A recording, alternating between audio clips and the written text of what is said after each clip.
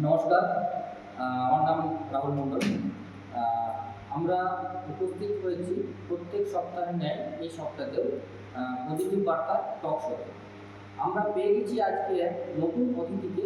আসুন আগে ওনার পরিচয়টা জেনে নিন। আপনার পরিচয়টা। নমস্কার, আমার নাম সুনীল সরকার। আমার বাড়ি হচ্ছে মহেশপাড়া থানার গোদাবরী গ্রামে। আমি এখানে একজন করছি মহেশপাড়া। আর আমার এছাড়াও একটা বাড়ি রয়েছে কৃষ্ণনগরে, তা আমি দুই থেকেই মোটামুটি বাড়াবাড়ি করে থাকি। এটাই হচ্ছে আমার পরিচয়। ধন্যবাদ। তো আমাদের আজকের এই যে পজিটিভ বার্তার টক শো, এটা আমরা প্রতি সপ্তাহেই আমরা করে থাকি। তো বিভিন্ন টপিকের ওপর আমরা আলোচনা করে থাকি। তো আজকের আমাদের যে আলোচনার বিষয় সেটা হচ্ছে completely save from the rape, safeguard for women. এই যে চিন্তাধারা বা এই যে প্রজেক্ট, এটার সম্বন্ধে আমাদের যিনি অতিথি আছেন ওনার কাছ থেকে আমরা বিস্তারিত শুনব। তো আমাদের যে আজকের যে আলোচনা সভা, এটা আমরা শুরু করব। তার আগে আমাদের যিনি অতিথি আছেন ওনাকে আমরা একটু বরণ করে নেব। তো আমাদের মধ্যে উপস্থিত রয়েছেন শ্রাবণী সরকার ম্যাডাম, উনি বরণ করে নেব।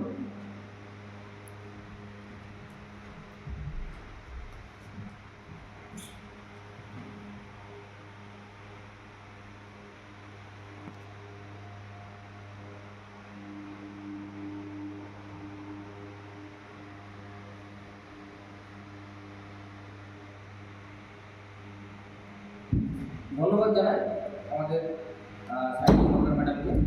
তো এরপর আমরা মেন টপিকে বা আমাদের আজকে মূল বিষয়বস্তু যে আলোচনা সভা সেখানে আমরা আসছি। তো আমাদের আজকে যে মূল বিষয়বস্তু সেটা আরেকটু আগে আমি বললাম, সেটা হচ্ছে completely safe from the rape, safeguard for women, অথবা এটাকে আমরা উমেন্স সেভার কেউ বলতে পারি। তো ওনার কাছ থেকে এটার সম্বন্ধে আমরা বিস্তারিত জেনে নেব। আমি অভয়কাণ্ডের পরে 4 দিন কমপ্লিটলি ঘুমাইনি, সারারাতি বাড়ি জেগেছিলাম। আর চিন্তা ভাবনা করছিলাম যে কীভাবে এই রেপটাকে দূর করা যায়, রিলিজ করা যায়। এই চিন্তা ভাবনা করতে করতে 5 দিনের দিন একটা সিস্টেম আমি ইনোভেট করলাম, বা সিস্টেমটাকে আবিষ্কার করলাম। সেই সিস্টেমটা হচ্ছে যাতে কোনো মহিলাকে যাতে কেউ রেপ করতে না পারে।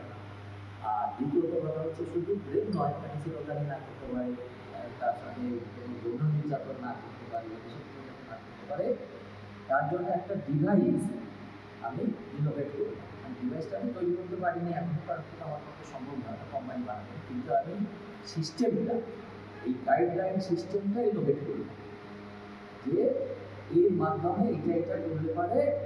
একটা সিস্টেম আমি করেছি, সেই সিস্টেমটা হচ্ছে 24 hour AI assistant, 24 hour ladies innerwear system. মানে মেয়েদের যেটা অন্তর্বাস থাকে, তার একটা আপার পার্ট থাকে, একটা লোয়ার পার্ট থাকে বা প্যান্টি থাকে, সেই দুটোকেই আমি স্মার্ট অ্যান্ড ইন্টেলিজেন্ট করে দিয়েছি।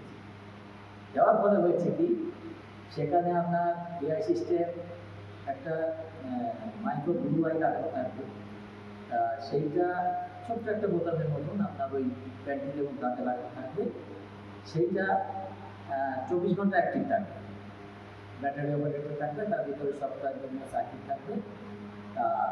সেই লেডিস ইনারওয়্যারটা, স্মার্ট ইনারওয়্যারটা যে মহিলাই হোক যারা পরিধান করবে তারা 100% সেফটি রাখবে। তার কারণ হচ্ছে যখনই তার গায়ের উপরে কোনো আবরণ থাকবে তখন ওইটা নন ফাংশন কোনো কাজ করবে।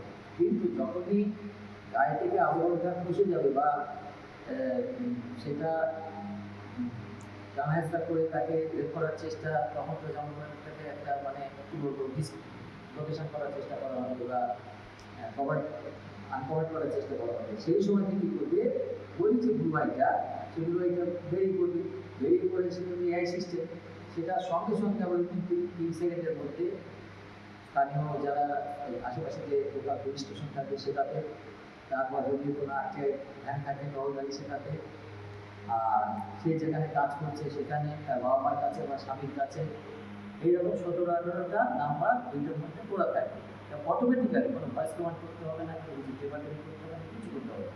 অটোমেটিক্যালি সে কী করবে, SOS অ্যালার্ট সেন্ড করবে, মেসেজ সেন্ড করবে, পুলিশ স্টেশনে সেন্ড করবে, মানে যেগুলো বিভিন্ন জায়গাগুলো সেন্ড করবে। আর লোকেশান তাকে জিপিএস করে লোকেশনটা দেখাবে, কোথায় আছে কী আছে সব একদম ম্যাপ করে দেখাবে।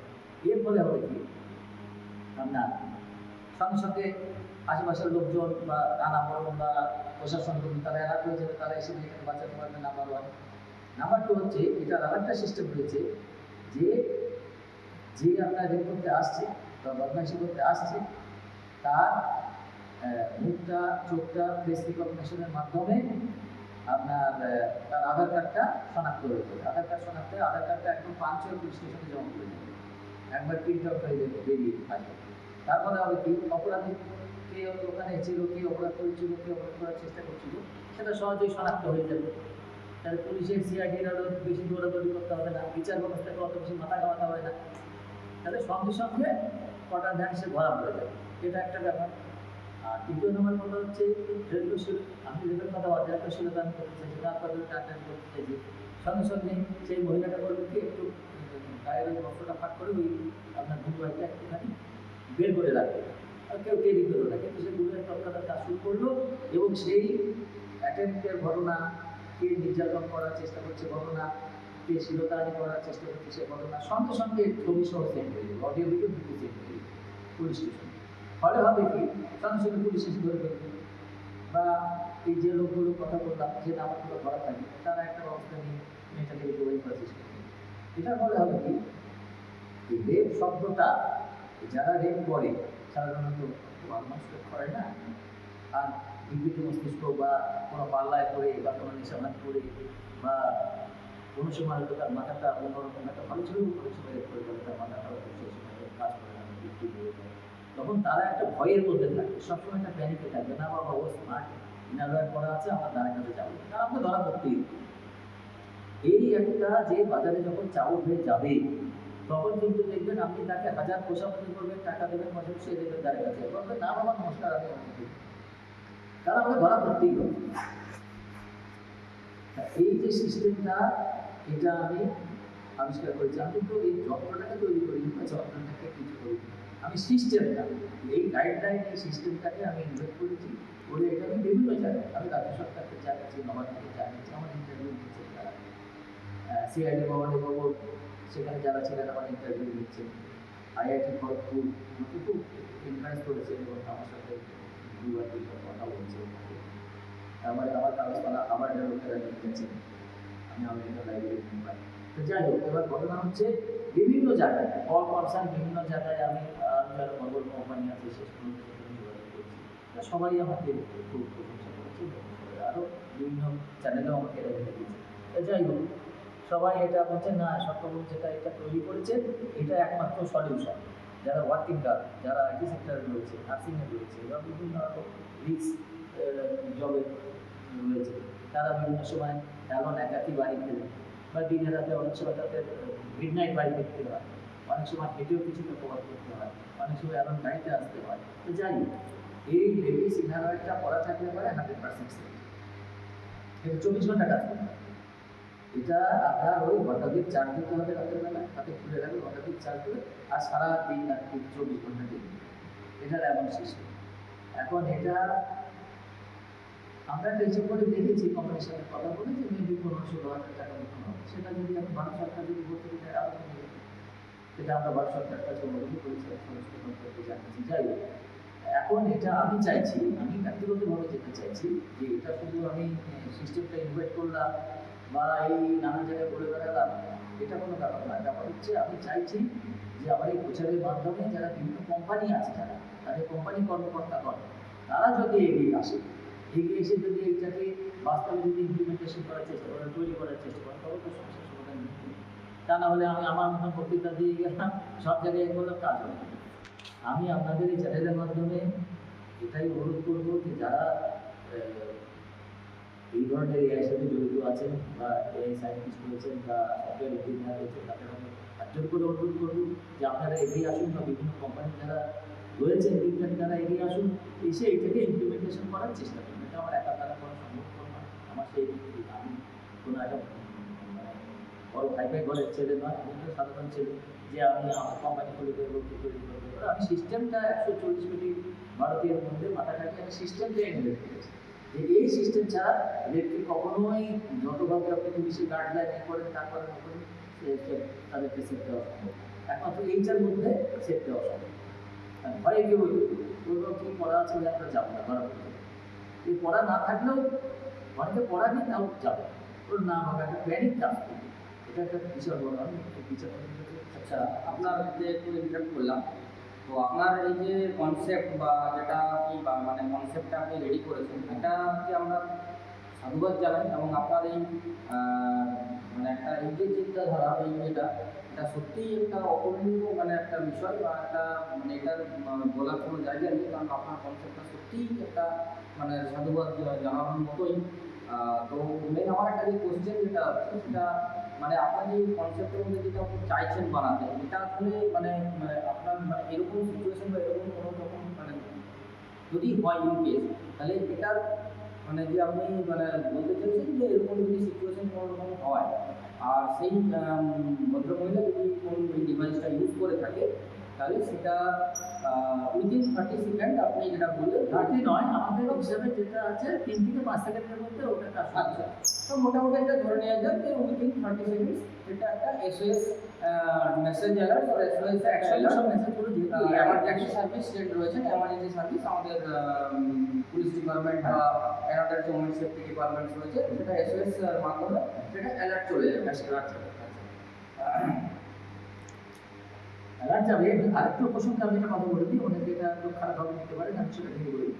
এটা এমনভাবে সিস্টেম এটা করা যে ধরুন একটা মেয়েকে রেপ করছে, সেই দৃশ্যটা কিন্তু যাবে না।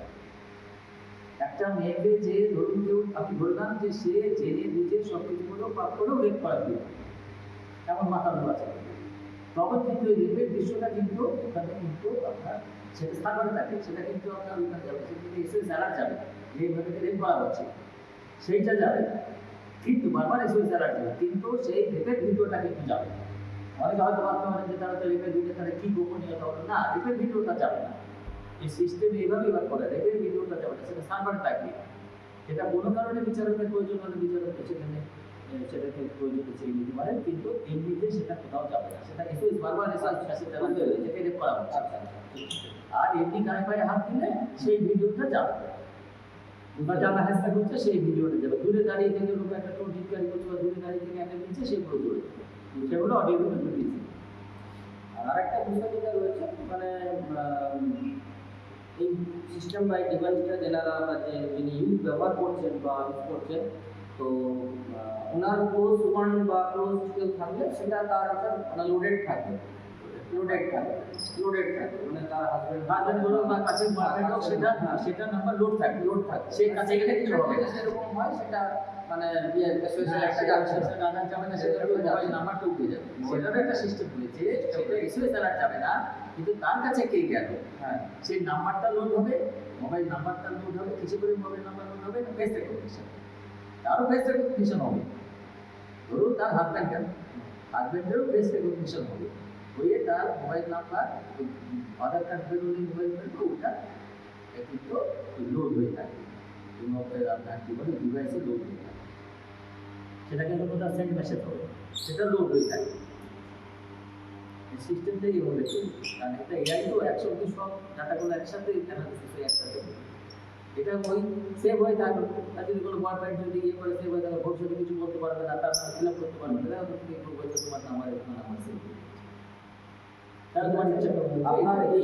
আপনার এই যে কনসেপ্ট বা আপনার এই যে চিন্তাধারা, এটাকে আমরা আমাদের যে আমাদের নাকাশিপাড়া গভর্নমেন্ট আইটিআই কলেজ এবং আমাদের যে ম্যানেজমেন্ট, আমাদের যে অর্গানাইজেশন রয়েছে স্বাধীন ট্রাস্ট এবং আমাদের নাকাশিপাড়া গভর্নমেন্ট আইটিআই পক্ষ থেকে আমরা এটাকে সাধুবাদ জানাই। এবং আমাদের যে প্ল্যাটফর্ম রয়েছে call to access CPA platform, যেটা আমাদের মিডিয়া প্ল্যাটফর্ম প্লাস আমাদের এই প্ল্যাটফর্মের মাধ্যমে সমস্ত কিছু কাজ আমরা করে থাকি, এবং আমাদের সিপিএ যে চ্যানেল আছে সেখানের তরফ থেকেও এটাকে সাধুবাদ জানাই। এবং আপনার এই বিষয়টাকে আমরা হায়ার অথরিটির সাথে আলোচনা করব এবং এই কনসেপ্টটাকে চাইবো আমরা আরও মানুষজনের মধ্যে পৌঁছে দিতে। এবং আমাদের সমস্ত ম্যানেজমেন্টের পক্ষ থেকে আমাদের কলেজের সমস্ত শিক্ষক শিক্ষিকাগণ এবং সমস্ত ব্যক্তিকে আমরা আপনার এই চিন্তাধারাকে সাধুবাদ জানাই। এই বলেই আপনার আজকের এই টক শোটা আমরা শেষ করি।